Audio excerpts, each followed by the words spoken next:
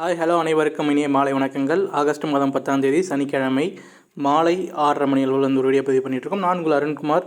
தமிழ்நாட்டில் காற்று வேறுபாடு மாறி உள்ளது. அதாவது நேற்று வரைக்கும் இருந்த காற்றும் இன்று வந்து பார்த்திங்கன்னா காற்றோட திசை மாறுபாடு ஏற்பட்டதுனால இன்றைக்கி வந்து பார்த்திங்கன்னா மழை பெய்யாத இடங்களையும் மழை பெஞ்சிட்ருக்கு. மழை ஆரம்பிச்சிருக்கு சில இடங்களில். இருந்தாலும் நள்ளிரவு நேரங்களில் மழையோட தீவிரம் அதிகமாக இருக்க போகுது. இப்போது இந்த ஒரு வீடியோ பதிவில் கடந்த ஒரு 7 நாளாக, அதாவது ஒரு போன சனிக்கிழமையிலேருந்து இப்போ வரைக்கும் தமிழ்நாட்டில் எங்கே அதிகமாக மழை பெஞ்சிருக்குங்கிற ஒரு டீட்டெயிலான ரிப்போர்ட் நம்ம வந்து கொடுக்க போகிறோம்.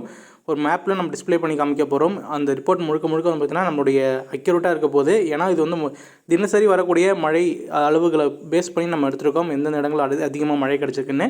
அது மட்டும் இல்லாமல் இன்றைக்கி நைட்டு எந்தெந்த இடங்களில் மழை பெய்ய போகுது, தற்போதைய வானிலை தகவல் எப்படி இருக்குங்கிற ஒரு விளக்கங்களும் இந்த ஒரு வீடியோ பதிவில் பார்க்க போகிறோம். வாங்க வீடியோ பதிவு போகலாம். இதுக்கு முன்னாடி வந்து பார்த்திங்கன்னா நம்ம சேனலை சப்ஸ்கிரைப் பண்ண நண்பர்கள் மறக்காமல் சேனலை சப்ஸ்கிரைப் பண்ணிவிட்டு வீடியோ பாருங்கள். அப்போ தான் நம்ம கொடுக்கக்கூடிய தகவல் அடிக்கடி உங்களுடைய நோட்டிஃபிகேஷனுக்கு வரும். இல்லைன்னா நோட்டிஃபிகேஷன் வராமல் வீடியோ மிஸ் ஆகலாம், உங்களுக்கான தகவல் தடைபடலாம். அதனால் மறக்காமல் சப்ஸ்கிரைப் பண்ணிவிட்டு வீடியோ பாருங்கள். வாங்க வீடியோ பதிவுக்கு போவோம். இப்போது நீங்கள் இந்த ஒரு மேப்பில் பார்க்கலாம். விழுப்புரம் மாவட்டத்தில் கடந்த ஒரு 7 நாட்களில் வந்து பார்த்திங்கன்னா ஒரு பலத்த மழை பதிவாகியிருக்கு. பல்வேறு இடங்களில் மழை பதிவாகியிருக்கு.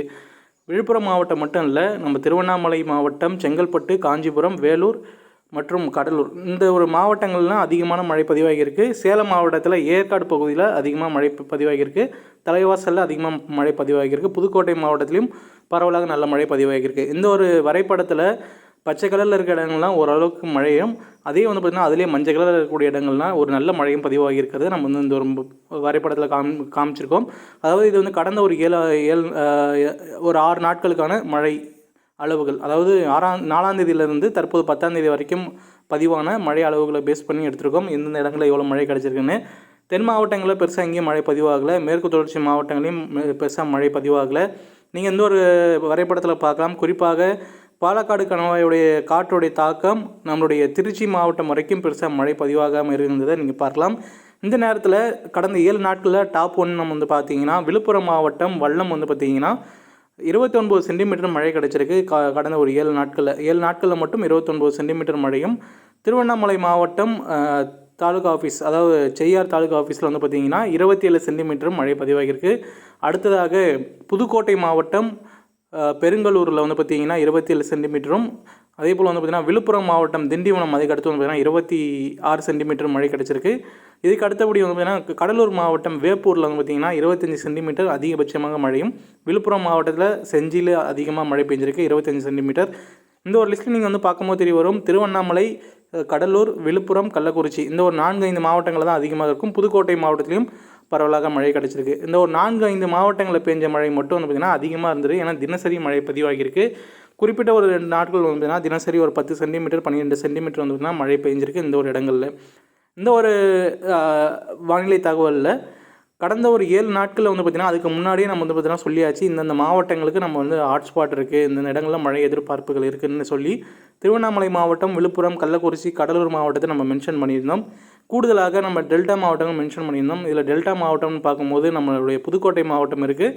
அடுத்தபடியாக நம்மளுடைய தஞ்சாவூர் மாவட்டம் இருக்குது. அந்த தஞ்சாவூர் மாவட்டம் 18 சென்டிமீட்டருக்கும் அதிகமான மழையில் அடுத்த ஒரு 22, 23 இடத்துல இருக்குது. இது வந்து பார்த்திங்கன்னா டாப் ஒரு 20 இடங்கள், அதாவது இந்த கடந்த 7 நாட்கள் வந்து பார்த்திங்கன்னா அதிகமாக மழை பெற்ற முதல் 7 இடங்கள் தான் 20 இடங்களில் தான் பார்த்துட்ருக்கோம். நீங்கள் இந்த ஒரு படத்தில் நீங்கள் வந்து பார்க்கலாம்.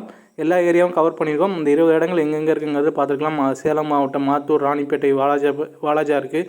அதேபோல் கடலூர், காட்டுமேலூர், விழுப்புரம் நெம்மூர் இருக்குது, கடலூர் வடக்கத்து இருக்குது, விழுப்புரம் முண்டியம்பாக்கம் இருக்குது. இந்த இடங்கள்லாம் வந்து பார்த்திங்கன்னா மோரோவர் நல்ல மழை கிடச்சிருக்கு. பாஸ்ட் இஸ் பாஸ்ட், முடிஞ்சு போச்சு. இனி எப்படி இருக்க போகுதுங்கிறது நம்ம காலையில் சொல்லியாச்சு. இனி அடுத்த வர இருக்கக்கூடிய 24 மணி நேரம் எப்படி வானிலை இருக்கலாம், அதாவது இன்றைக்கி இரவு எங்கெங்கே மழை பெய்யலாம்ங்கிற ஒரு தகவலோடு பார்ப்போம். வங்கக்கடலில் நாளைக்கு நைட்டு வந்து பார்த்திங்கன்னா, நாளைக்கு நைட்டு இல்லை பகலில் வந்து பார்த்திங்கன்னா ஒரு காற்று மேலடுக்கு சுழற்சி இலங்கையை ஒட்டி உருவாகுதுன்னு நம்ம சொல்லியிருந்தோம். அந்த காற்று மேலடுக்கு சுழற்சியின் காரணமாக தென் மாவட்டங்கள், டெல்டா மாவட்டங்கள், கொங்கு மண்டலங்களில் பல்வேறு இடங்களில் மழை பெய்ய போகுது.